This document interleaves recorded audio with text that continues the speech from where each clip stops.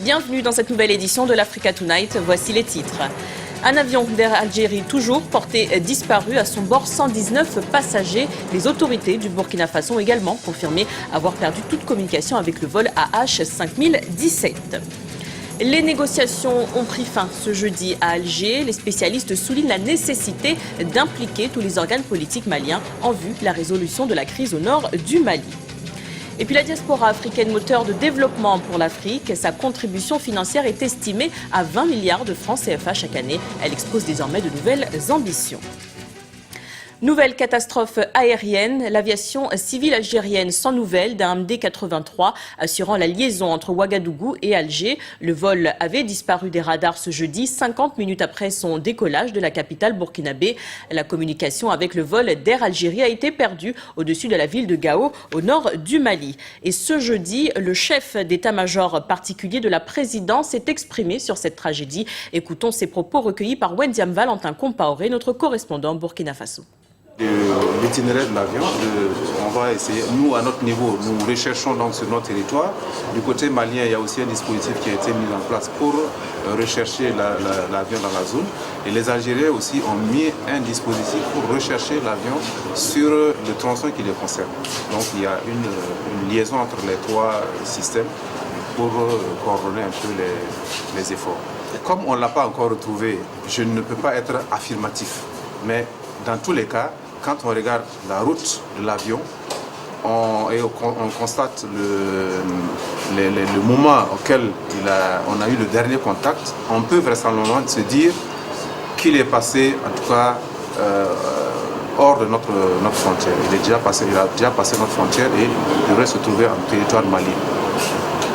Fin des pourparlers ce jeudi entre les différents groupes armés au nord du Mali et les autorités de Bamako. Ces 9 jours de négociations avaient pour objectif de définir une feuille de route visant à mettre fin au conflit qui mine cette région. Des discussions difficiles à mener. Guillaume Durand.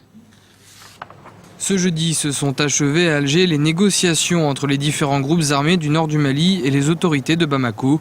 L'objectif de ces 9 jours de discussion était de signer une feuille de route afin de dégager un agenda de résolution des conflits qui minent le nord du pays. Mais les obstacles restent nombreux, la coordination MNLA-HCUA-MAA refusant de considérer les autres groupes armés comme des interlocuteurs. Pour les observateurs, la priorité au terme de ces pourparlers reste la sécurité des Maliens. Il faudrait que les partenaires techniques et financiers, l'État du Mali, les médiateurs, les facilitateurs, les coordonnateurs, que chacun s'accorde à son niveau et collectivement pour qu'on veille sur la sécurité des personnes, sur la sécurité des biens au moment où l'État du Mali a 100 de cette partie de son territoire. Il convient également d'impliquer tous les organes politiques de la nation. Il faudrait que nos pouvoirs politiques, nos partis politiques, nos associations politiques, tous les représentants des institutions de la République, les communautés, les institutions traditionnelles puissent être fortement impliquées, puissent également s'engager pour qu'ensemble, on puisse également trouver ensemble, conformément à la devise du Mali, un peuple, un but, une foi, c'est-à-dire l'unité dans la diversité et la diversité dans l'unité, qu'on doit rechercher par le dialogue politique pour qu'on puisse, une fois pour toutes, régler ce problème du Dieu depuis le temps colonial. Le texte repose notamment sur le repli des combattants de la coordination menée par le MNLA sur Anfis, l'envoi sur le terrain d'une commission de la MINUSMA ou encore la libération de prisonniers. Parallèlement à ces discussions, les combats opposant le MNLA et ses alliés à une branche dissidente du mouvement arabe de l'Azawad ont continué de faire rage dans la région de Tabakort, entre Gao et Kidal. Campagne de souscription populaire au Burkina Faso. Initiée par l'opposition, les fonds récoltés serviront à financer des marches, des meetings et même des missions à l'étranger. Les opposants espèrent obtenir 500 millions de francs CFA. Un reportage de Wendiam Valentin Compaoré, notre correspondant sur place. La révision ou non de la Constitution divise la classe politique burkinabé. Ainsi, le chef de file de l'opposition politique a lancé le 26 juin dernier une campagne de souscription financière. Cette récolte de fonds populaires financera entre autres ses meetings et ses marches dans l'optique de contrer la révision de l'article 37 de la Constitution. Une initiative pour barrer la route à une 5e candidature du président Blaise Compaoré en 2015. Au jour d'aujourd'hui, les partis politiques d'opposition se cotisent régulièrement pour mener ces différentes campagnes-là. Nous avons vite compris qu'à ce rythme-là, nous allions être essoufflés assez rapidement. Et nous savons qu'en face, ils auront l'espoir de nous gagner à l'usure. Par conséquent, nous nous sommes dit qu'il serait intéressant de penser à des mécanismes de levée de fonds qui sont des méthodes tout à fait légales, d'accord, pour le financement de partis politiques. Et nous avons donc décidé de nous en référer au peuple burkinabé qui a soif de changement pour lui dire, pour ce changement-là, ton engagement, il est l'idéal, mais en plus, nous avons besoin de soutien financier pour pouvoir matérialiser sur le terrain ta volonté. Les partis de l'opposition espèrent la contribution d'1 million de personnes, ce qui permettra de récolter une somme d'environ 500 millions de francs CFA. Mais à un peu moins d'un mois de son lancement, ils n'ont récolté qu'environ 3 millions de francs CFA. Une initiative inédite à enjeu capital selon des analystes. Les citoyens qui sont vraiment engagés contre la modification du référendum devraient logiquement s'inscrire et faire des contributions. Et en fonction du volume recueilli, on va peut-être mesurer l'ampleur et la profondeur de ces mouvements qui est contre la révision de l'article 37. Depuis plusieurs semaines au Burkina Faso, l'on assiste à des manifestations et contre-manifestations en fonction des camps. Si une caravane de sensibilisation pour le référendum a conduit le Front républicain dans le sud-ouest du pays, l'opposition compte dans les jours à venir dépêcher des missions de plaidoyer contre la révision de la Constitution auprès de l'ONU et de l'Union africaine.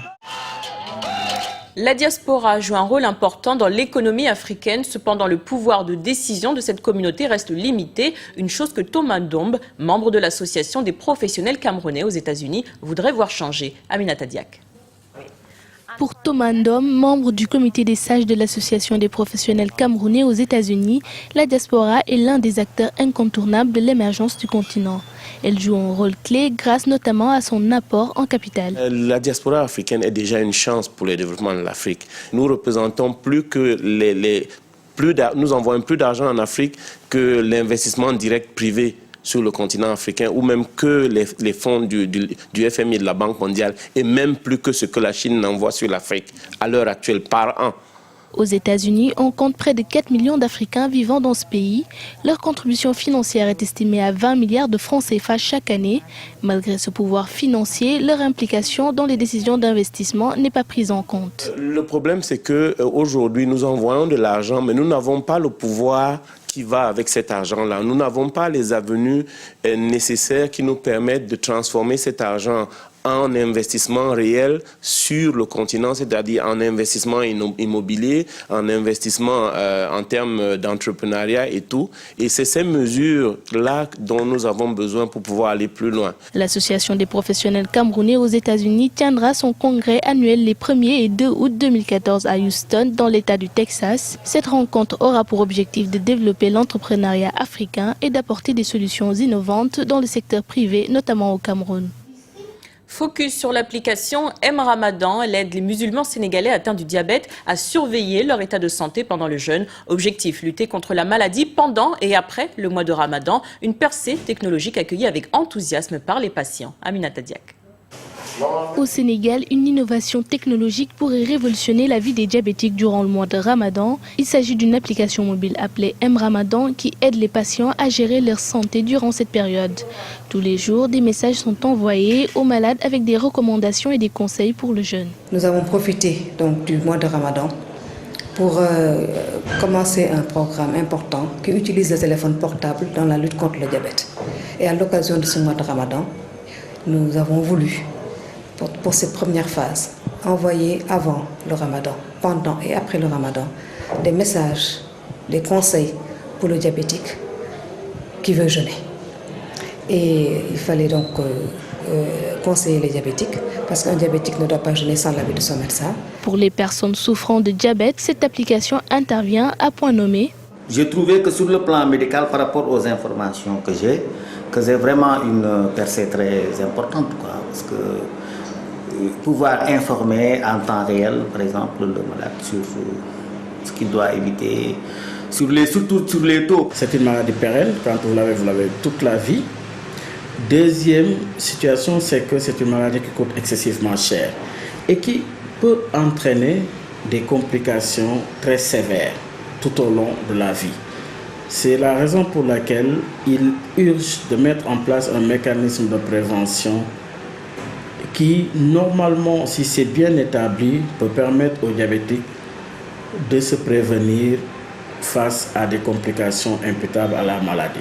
Au Sénégal, le déséquilibre alimentaire est l'un des facteurs qui conduit aujourd'hui à une augmentation du diabète dans le pays. Pour aider à changer les habitudes alimentaires, l'application M-Ramadan devrait s'élargir pour inclure un nouveau programme de sensibilisation à destination de la population. Nous vous remercions pour votre fidélité. Dans un instant, une nouvelle édition de l'information sur Africa 24.